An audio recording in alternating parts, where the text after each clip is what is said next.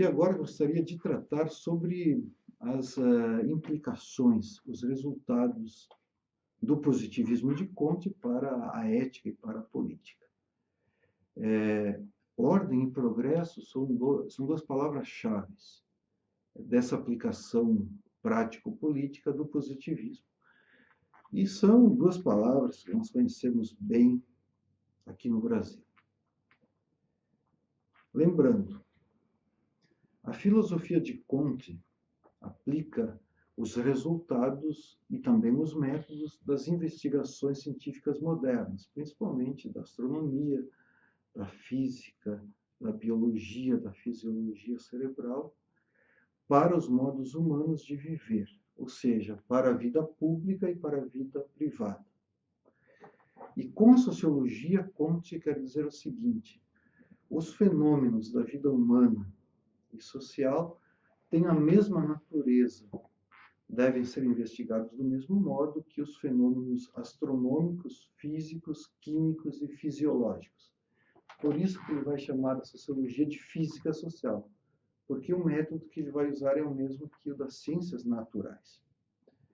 E o sociólogo Comte, nesse sentido, não vai seguir uma utopia social como Marx seguia até o comunismo, ou socialistas utópicos como Saint-Simon, que foi o seu mestre. Mas ele está preocupado em reorganizar a sociedade e pretende pôr um fim à luta de classes. É importante mostrar que Augusto Comte e Karl Marx viveram na mesma época. E no ano de 1848, quando tem os eventos revolucionários em Paris, né, a grande revolta contra a desigualdade, Marx estava nessa luta prática, nessas barricadas, envolvido depois de ter que fugir da França, quando essa rebelião ela é esmagada. Enquanto isso, Comte estava fechado lá com alguns poucos positivistas e tentando escrever, fazer manifestos que ninguém lia, para tentar reorganizar a sociedade sem uma luta de classes. Ou seja, fazer uma mesa de negociação e chegar à harmonia entre os donos do capital, os industriais, os patrões e os empregados. É uma coisa que não aconteceu no século XIX, e Marx ressalta bem que a luta de classes ela é suscitada pela própria desigualdade gerada pelos modos de produções, pelo capitalismo em especial, e que seria inevitável. Mas Comte achava que seria possível um projeto de reforma social que evitasse a luta de classes. Era muito otimista nesse aspecto. E a física social seria, com isso, a forma mais elevada entre as ciências positivas, mais elevada do que a física. Ele justifica, assim, que a ciência é necessária para defender a necessidade da ordem burguesa e liberal do século XIX. Ou seja, Augusto Comte, ele jamais quis romper com a sociedade, com a ordem burguesa liberal de sua época. E é interessante que ainda no século XIX, as ideias de Augusto Comte, elas foram implantadas aqui no Brasil, e a proclamação da República, em 1889, ela teve grande influência do positivismo. E vendo a nossa colorida bandeira brasileira, nós percebemos que existe aí no meio dela, né, cercada pelas 26 estrelinhas, o lema positivista Ordem e Progresso, que justamente não é por acaso, é porque Augusto Comte, de fato, influenciou bastante aqui no Brasil. Ainda o Rio de Janeiro era a capital, foi até a década de 1950, e nós temos uma igreja positivista no Rio de Janeiro, que ainda está aberta à visitação, e temos aqui em Porto Alegre também um templo positivista que ocorre reuniões ainda de positivistas, seguidores de Comte. E aqui no Rio Grande do Sul também houve uma grande influência do pensamento de Augusto Comte. Nós tivemos vários governadores, políticos, pensadores positivistas, por exemplo, Borges de Medeiros. E veja bem, a ordem e o progresso na sociologia de Comte. A ordem é a parte estática do seu sistema e o progresso é a parte dinâmica.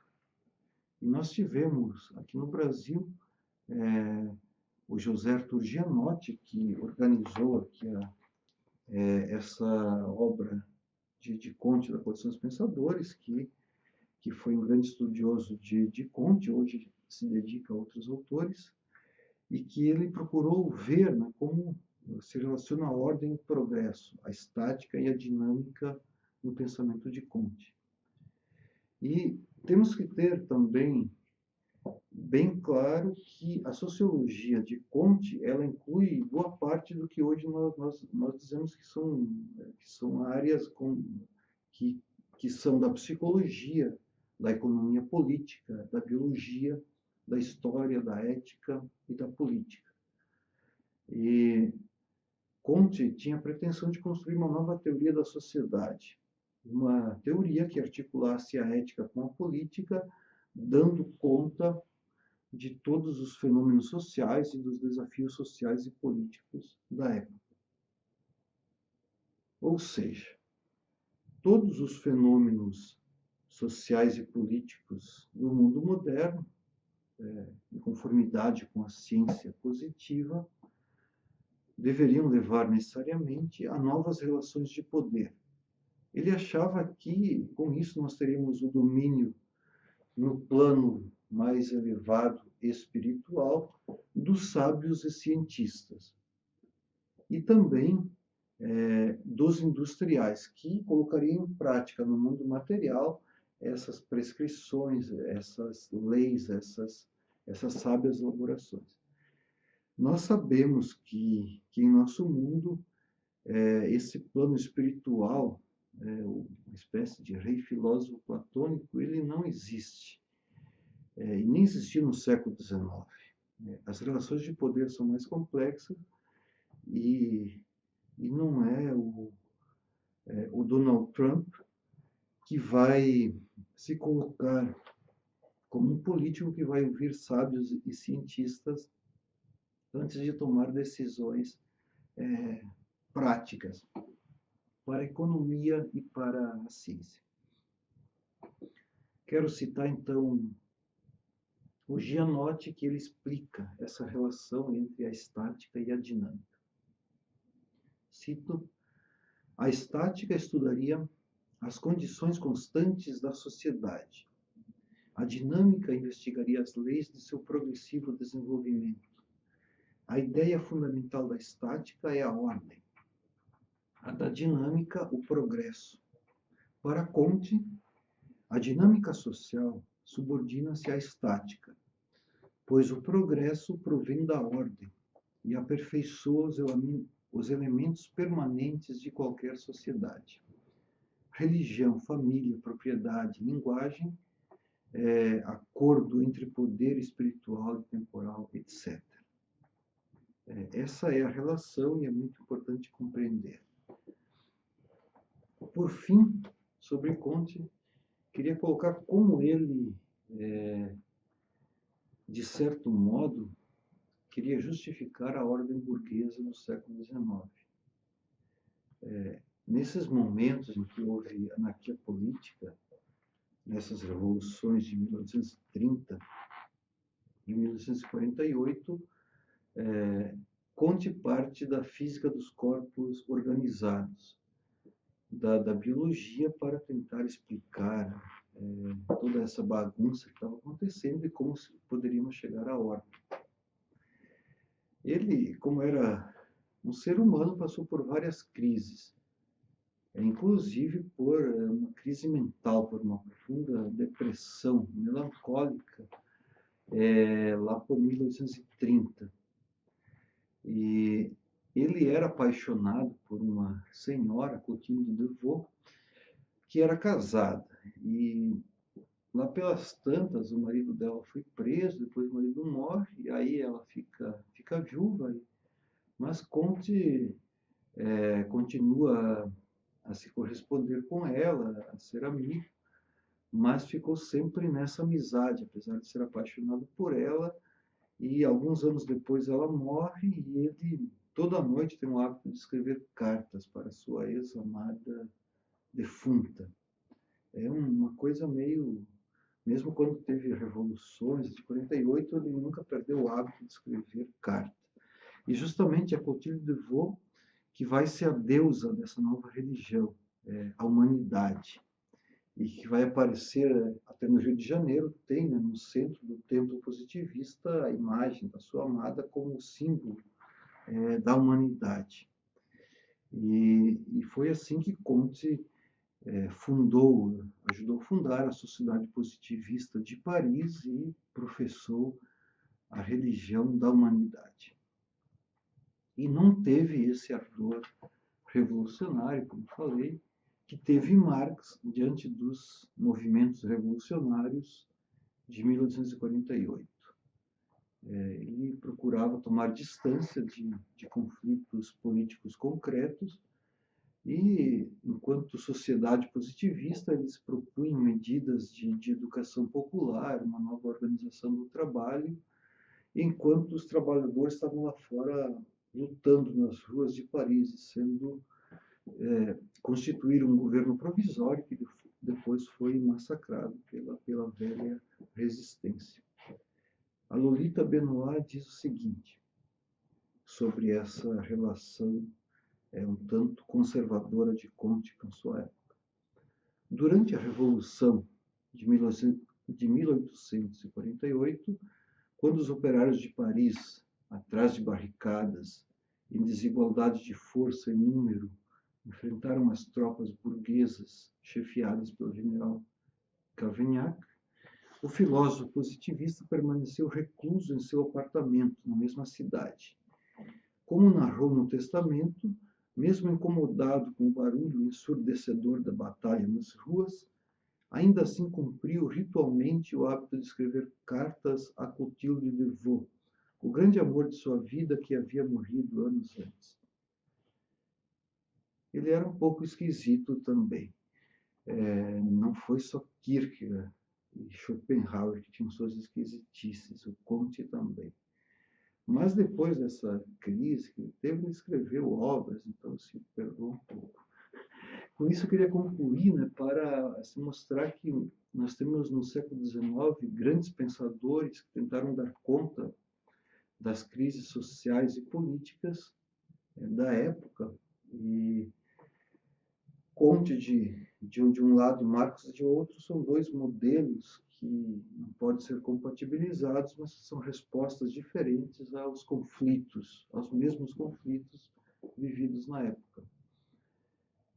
E agora, na parte final, eu queria avançar um pouco na época, né, e mostrar que Herbert Spencer ele constrói um positivismo evolucionista algumas décadas depois, voltado à ciência, principalmente, mas que depois tentará aplicar a própria biologia para a sociologia, o darwinismo social, como foi chamado. Estamos com isso na segunda metade do século XIX, na qual ocorre uma grande explosão demográfica na Europa. Lembrando que lá, por 1840, havia somente uma cidade na Europa com mais de 1 milhão de habitantes, que era Londres. E depois algumas poucas cidades que tinham em torno de 500 mil habitantes, entre as quais Paris. E em toda a Europa, nós temos em torno de 20 cidades com mais de 100 mil habitantes. Ou seja, as cidades ainda eram muito pequenas. Mas nessa segunda metade do século XIX é uma grande explosão demográfica. E no início do século XX, Paris, Londres, Berlim são cidades muito populosas. A população dobra, triplica. É também a época marcada por um grande desenvolvimento das ciências naturais, como nós vimos, né? A biologia, a química. E a química foi a primeira ciência que teve uma grande aplicação, uma aplicação imediata à prática industrial. Então, a indústria farmacêutica, a indústria mesmo, os produtos, né, foi muito rápido. Já a física, a biologia, a geologia demoraram mais até ter essa aplicação prática, mas a química foi muito rápida. É quando se constituem essas grandes empresas, né, farmacêuticas, por exemplo. Spencer, que nasceu em 1820 e morreu em 1903, ele nasce, cresce e escreve as suas teorias nesse cenário.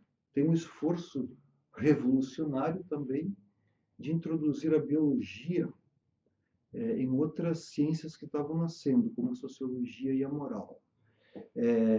A grande inovação de Spencer é aplicar a biologia, principalmente o pensamento naturalista de Darwin, para a sociologia e para a moral. Charles Darwin publicou A Origem das Espécies em 1859. Antes disso, Spencer já tinha colocado a hipótese da evolução. E o próprio Darwin diz na obra A Expressão das Emoções no Homem e nos Animais que Herbert Spencer foi o grande aprofundador da teoria da evolução, que ele elaborou. Mas essa hipótese ele coloca antes ou numa época próxima, porque Darwin também demorou muitos anos para publicar A Origem das Espécies, com medo das consequências. A igreja, principalmente, como a igreja reagiria. E a evolução é uma hipótese fundamental para compreender o desenvolvimento do ser humano, tanto a nível individual, da ontogênese, quanto a nível da espécie, que é o nível da filogênese. Assim, Darwin reconhece o mérito de Spencer em tratar os sentimentos e expressões humanas como o medo de um modo naturalista. Claro, Spencer é muito mais abstrato do que Darwin. Darwin, quando viajou aqui para a América do Sul, a bordo daquele navio Beagle, de 1831 a 1835, ele veio aqui coletar informações, depois ele vai, o método indutivo, ele vai sistematizando, vai catalogando. Mas Spencer tem alguns princípios meio metafísicos ainda, como aparecem nos princípios de psicologia de 1960, no sistema de filosofia de 62.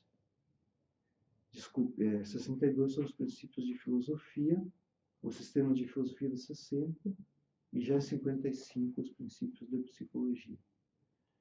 E mais para o final da vida ele vai além dessas investigações naturalistas e vai construindo uma metafísica do universo, uma grande cosmologia, um teor positivista, e perde o viés científico porque parece que haveria uma finalidade, como se houvesse um progresso em todo o universo, do mais simples ao mais complexo, algo que não prova, mas apenas fica pressupondo. O que importa aqui apontar é a sua principal obra, Os Fatos da Ética, que é de 1879. É uma obra que Nietzsche leu com muito entusiasmo e que marca bem essa atitude naturalista no campo da ética. O modo como Spencer vai relacionar a fisiologia com a moral e com a sociologia. Spencer propôs, melhor dizendo, como ele mesmo disse, uma investigação biológica da moral. Investigar a moral com o método biológico, como ele diz, uma moral biológica. Vejam bem, nessa moral biológica, os princípios fundamentais da moral e da sociologia seriam derivados da biologia, da teoria da evolução de Darwin, propriamente. Então, ele é um naturalista. todos os sentimentos, valores morais evoluíram de características animais. Ele é naturalista nesse sentido. E essa investigação ela é revolucionária à medida que considera ser algo inegável a secularização da moral e dos costumes. Spencer diz: a moral não possui mais uma origem sagrada. Como Darwin afirma, a moral humana deve ser investigada a partir da natureza. Amor e humildade são valores, virtudes que se encontram já nos animais. E todas as características humanas, mesmo as mais elevadas, etéreas, elas evoluíram a partir de características animais. Spencer articula desse modo pesquisas antropológicas com pesquisas históricas, psicológicas, fisiológicas.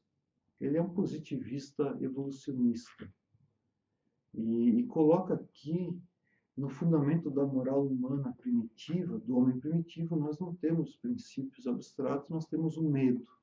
É o que Nietzsche diz também, o medo, depois que ele lê Spencer. O medo é o pai da moral. A consciência moral, a socialização, a domesticação humana por meio da civilização e do poder que possui a tradição, tiveram origem no medo. É porque sente medo que o ser humano vai propor valores, mandamentos, prescrições através da moral e da consciência. Com isso, temos esse longo período de evolução, que vai do homem pré-social, ou seja, na pré-história, quando o ser humano estava dominado por sentimentos de prazer e de dor, por sentimentos de medo, e esses sentimentos foram a base a partir da qual se desenvolveram os sentimentos morais, os valores altruístas. Assim como Darwin, Spencer diz que o homem é um animal social, que possui instintos de rebanho. Esses instintos de rebanho podem ser explicados de modo fisiológico, de modo científico. Isso é importante eu colocar. Para concluir, queria dizer que tanto Spencer quanto Comte afirmam o poder da ciência. Comte na sociologia, Spencer na biologia, como ele aplica a moral. Ou seja, Spencer acreditava, essa sua crença positivista, de que seria possível construir uma ciência moral, a moral como um método científico, uma ciência social a partir da fisiologia, sendo assim possível compatibilizar as aspirações humanas e morais com o desenvolvimento da ciência. Ele acreditava também que a ciência natural poderia ser compatibilizada com as ciências do espírito, com as pretensões humanas e morais do ser humano. Mas os avanços das ciências naturais no século XIX, XX e XXI contrariam essas previsões otimistas, positivistas, evolucionistas de Spencer. Veremos em Nietzsche, na última aula, que Spencer teve o grande mérito de nos mostrar, de modo bastante nítido, que as investigações sobre a moral, sobre a cultura, sobre a sociedade, têm de estar relacionadas com a biologia, com a psicologia, com a etnologia, com a antropologia. Ou seja, com nossas melhores ciências. Se elas têm a pretensão de validade, se elas querem ter efetividade em nosso mundo. Esse positivista evolucionista inglês, Spencer, constatou a tendência tão atual da ciência moderna de gradualmente ocupar-se das questões mais profundas e decisivas da vida humana. Foi isso que esse estiloso lord inglês, Spencer, procurou fazer nas suas obras, e foi um pensador muito de moda, muito lido no século XIX e que influenciou bastante a ética evolucionista, principalmente. E a partir dessa ênfase Spencer e Comte, principalmente, como filósofos que assumem o método da ciência, o progresso da ciência como fundamental para a filosofia, nós concluímos a aula de hoje. Agradeço pela atenção.